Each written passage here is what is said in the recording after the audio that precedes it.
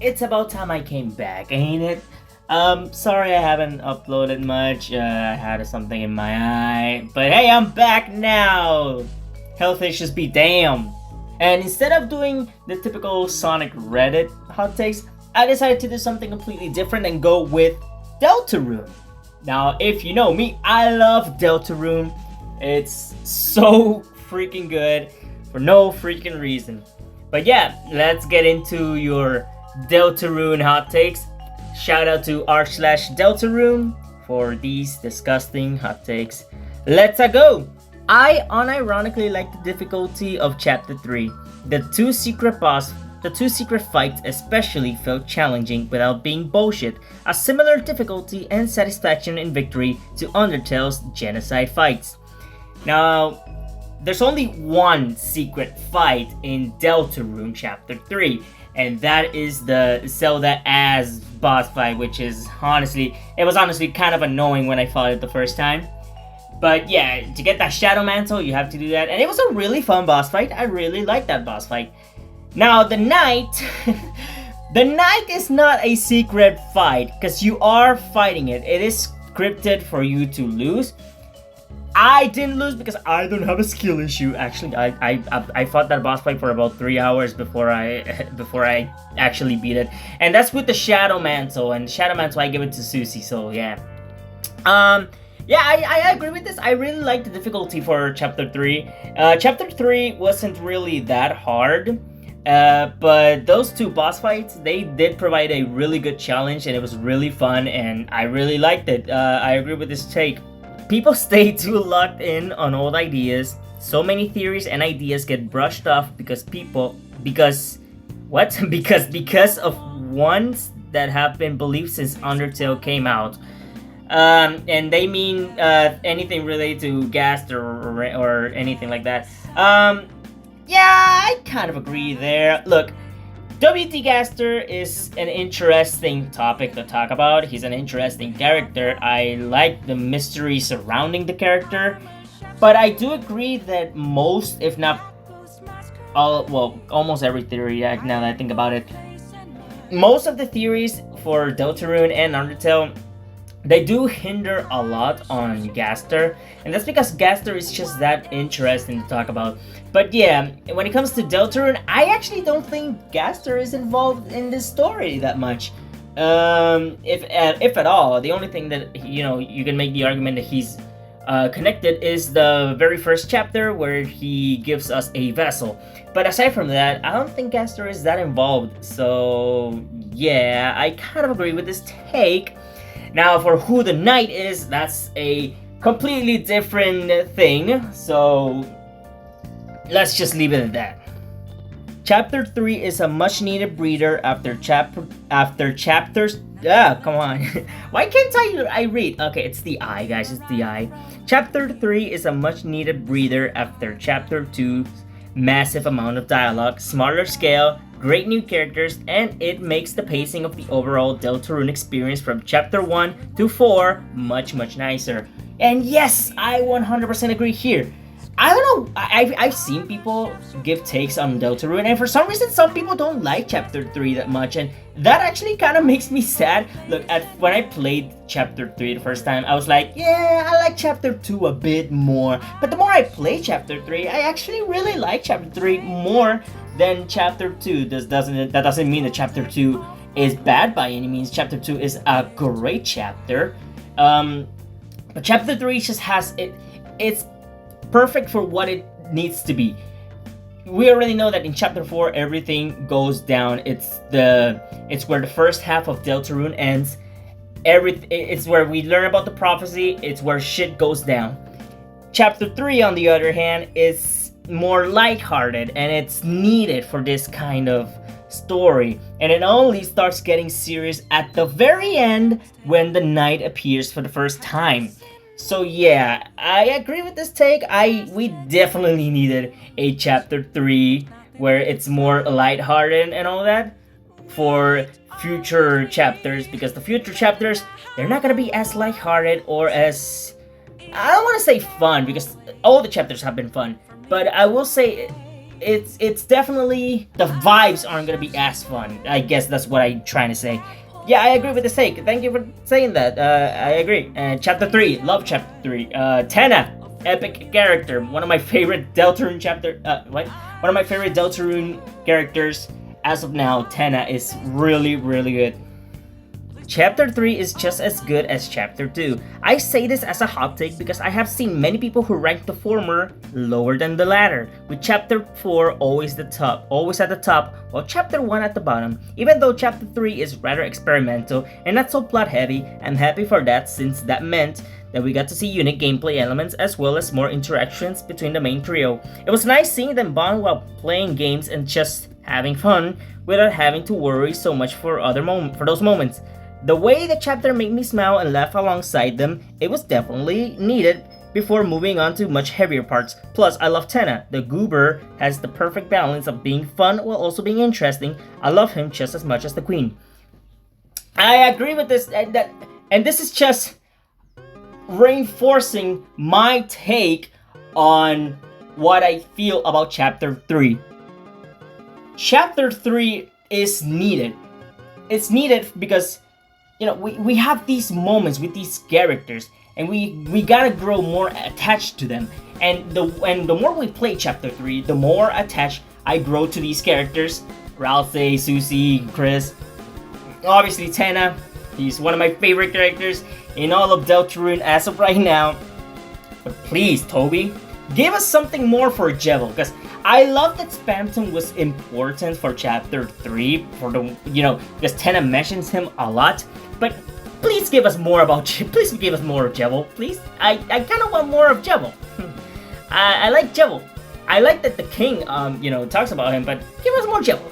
But yeah, I agree with this take. Chapter 3 is just as good as Chapter 2. I actually like Chapter 3 a bit more, like I said a million times before. But yeah, I agree with this take. Toby is purposely releasing the game in episodes because half the fun is making theories. It's the same appeal Gravity Falls had as it was coming out. Once the game is out, you just play it and find everything out. The mystery will be extremely short-lived. People who are holding on playing until full release are missing out. Woo! Yes, I agree with this take, and I am so happy that you said this. I love that Deltarune is doing episodic releases because it gives us more mysteries. It gives us more theories. It gives us a chance to interact more within the fandom and discuss our theories and what we think is possible in this world, what can happen. I love that because I don't know if you guys remember, but there's this game called Telltale's The Walking Dead, and those games used to release episodically, and every time a new episode dropped and we were talking about it, like I remember when episode 4 of season 1 came out and we were all like, holy balls, what the hell is going on, what is gonna happen? And then when episode 5 released, we all cried. But I love it. I love this take, and thank you for saying this because I 100% agree with this. So far I haven't disagreed with any of these hot takes. You guys are way too different from Sonic fans. Oh my god.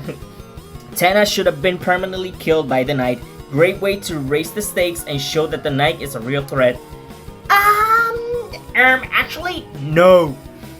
But the Knight can permanently die. He actually can permanently die if you don't recruit everybody. I think that's how it was. I don't remember.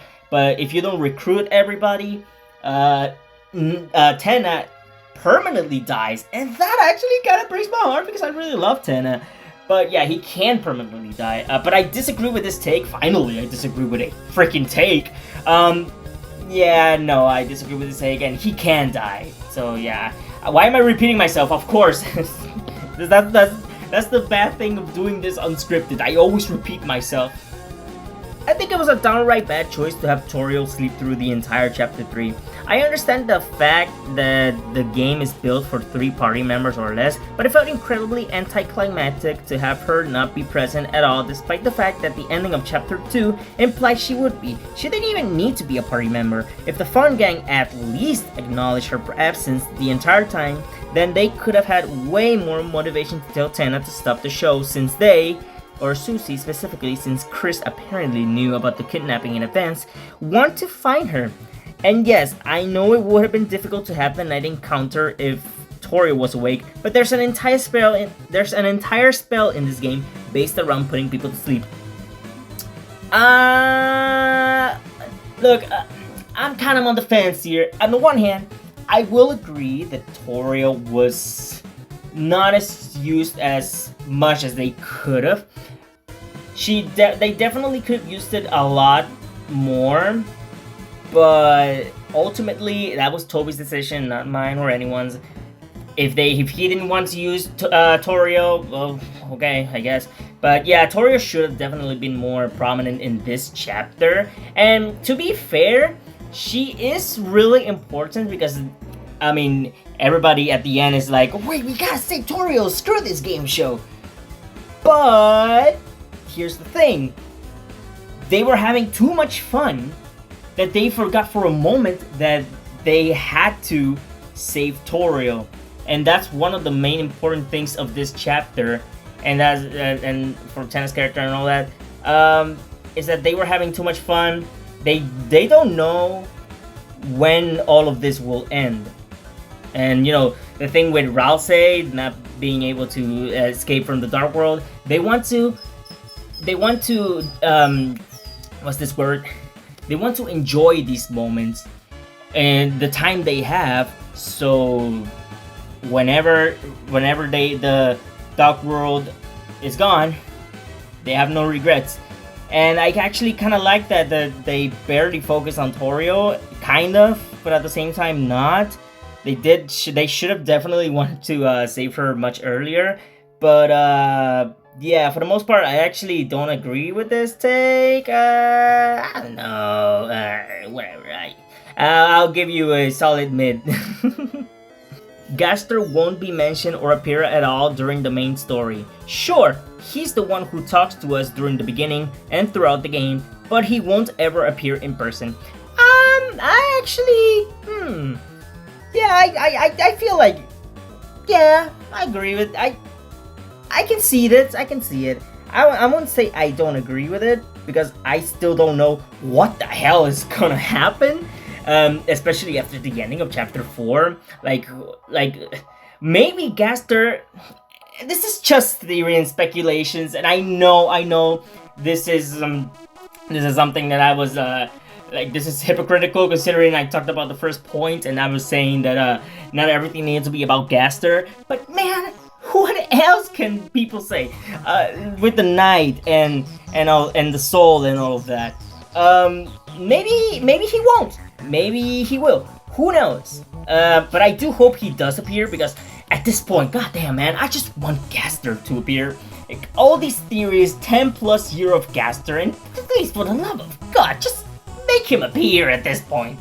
The Roaring Night is a ho-ho-hoing Santa doll covered with Des's ashes. It's low on batteries, causing the noise to sound like a roar. As for why they don't look normal like Kirsten, is because Des was buried with something that wasn't her favorite object.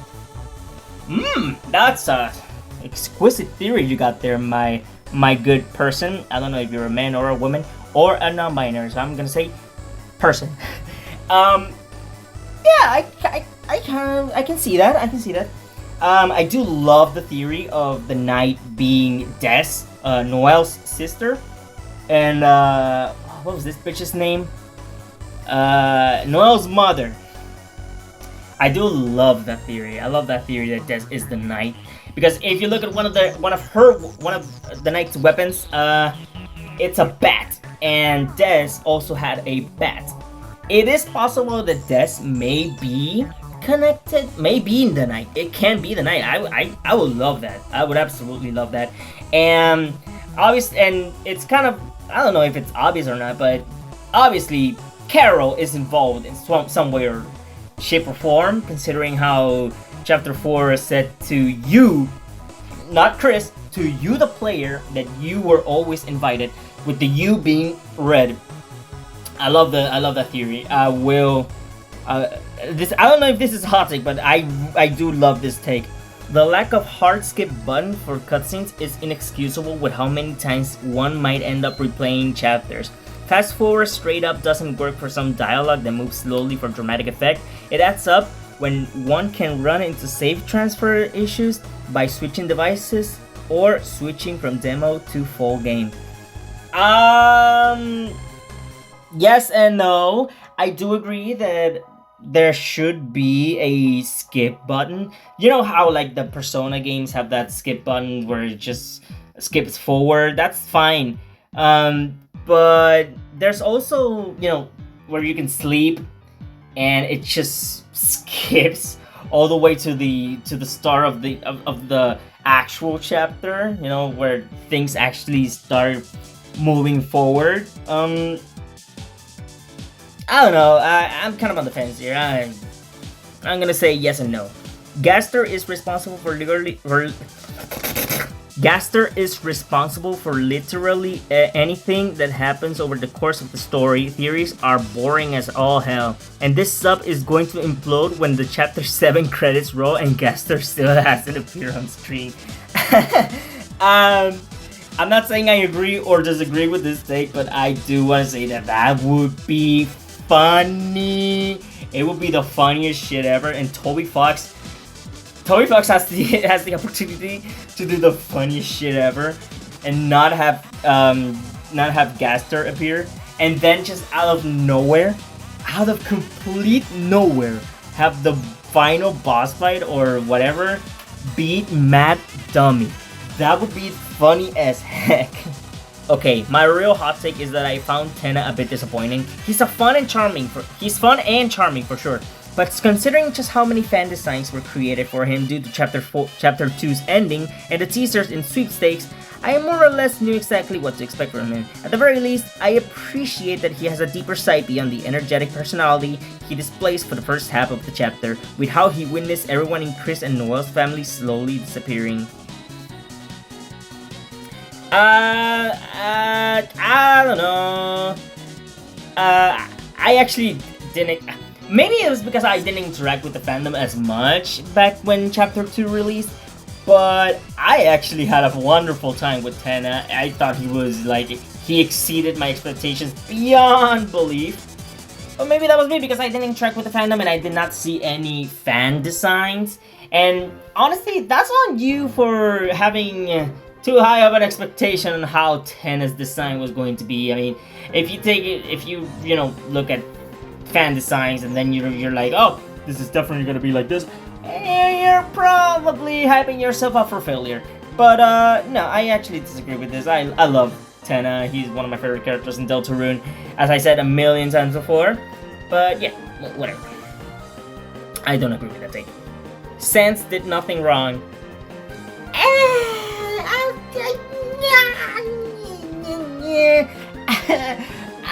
I wouldn't say he didn't do anything wrong, but definitely did not help. I mean, I get it. I do, I'm not one of those people that are going, ugh, Toriel is a evil bitch. I'm not one of those people. Obviously, I don't hate Toriel because I'm not stupid, but I do agree with some of the takes that she should have definitely been a bit more responsible. Not getting drunk, and maybe worry a little bit for Frisk because it's the middle of the freaking night and it's raining. I get it. Chris, they were with Susie, and Susie and Chris are friends. That's fine. She probably thought that they were at her place or whatever. That's all fine and dandy. I don't really mind about that.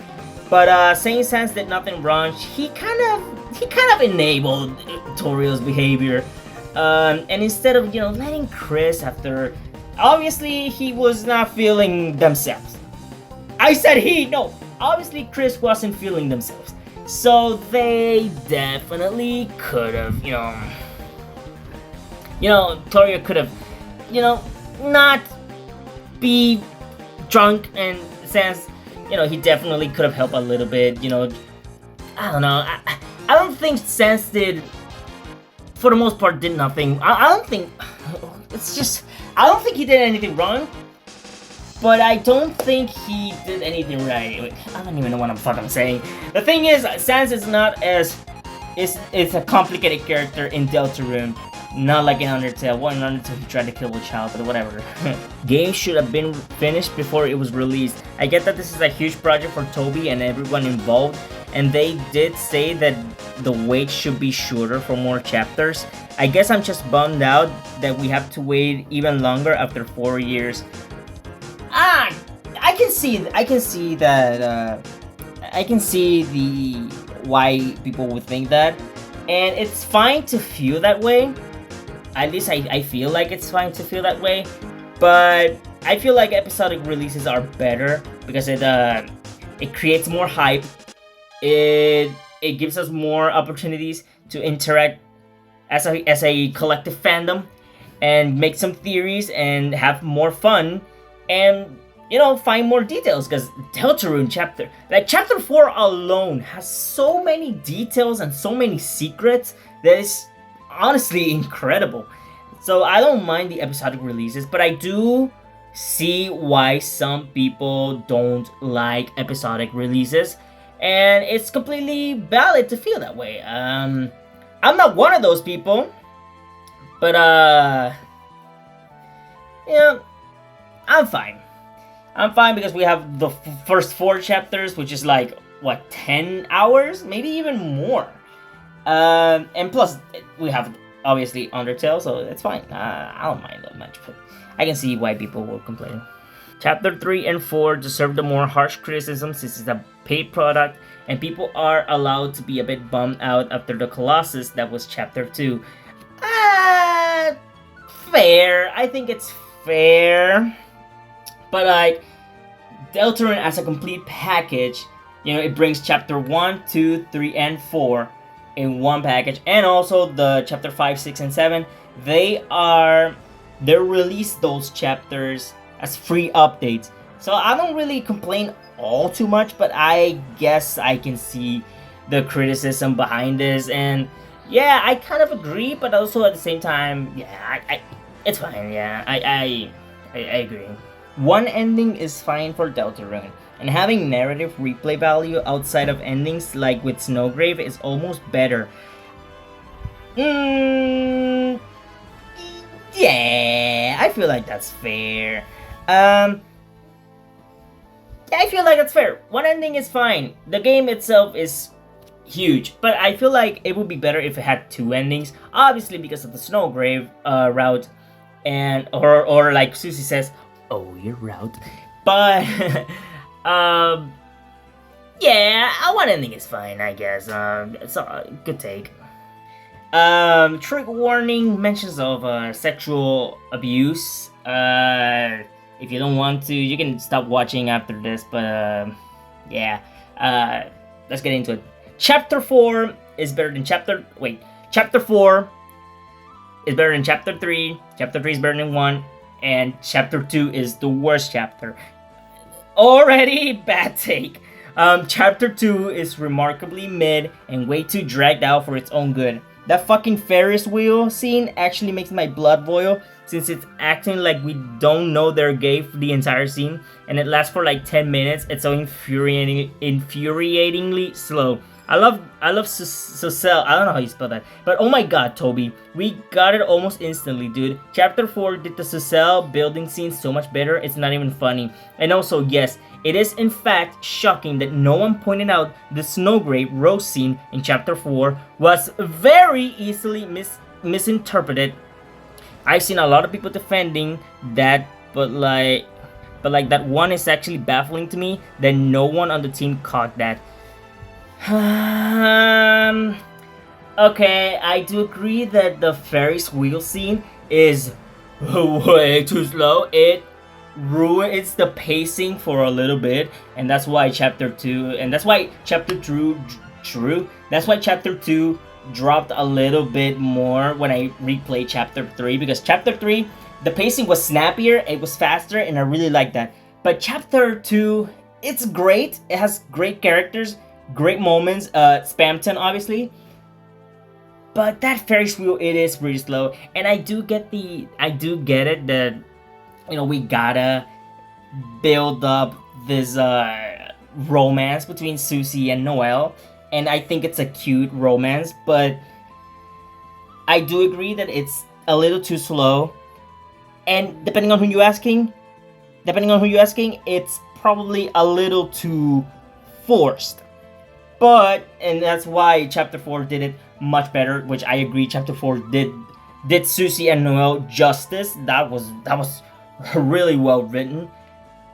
And yes, the rose scene, which they changed, by the way, with an update. People were saying that the thing Chris, well, not Chris, we the player did to Noel when putting the thorn ring on Noel's finger, that people were saying that was a metaphor for us or Chris being Noel. And when I read those, I was like, what are you guys on about? Obviously, Noel was deflowered, but not in that way, you sickos. She lost her innocence by thinking that the dark world wasn't real. Everything that she did was real. Hurting Berkeley, hurting everybody, killing everybody, putting everybody in ice and all that. That was 100% real, and that is the moment where she lost her innocence, or in this case, deflowered. Not that Chris assaulted her. What are you guys on about? You guys, that scene went way over your heads. Holy crap. But yeah, chapter 4 did Susie and Noel justice, and the fandom was very stupid for thinking that. And the Ferris wheel scene. Okay, fine. 10 minutes. That's way too long, and it should have been way shorter. And actually, it should have had Chris in it, being more involved in the story and not just, 10 minutes of dialogue with mid music. But yeah, I feel like I can do one more hot take, because I don't want to end this with the I don't want this to be the end, be melancholic and all that shit. Toriel and Ascor should not get back together. I 100% agree with this take.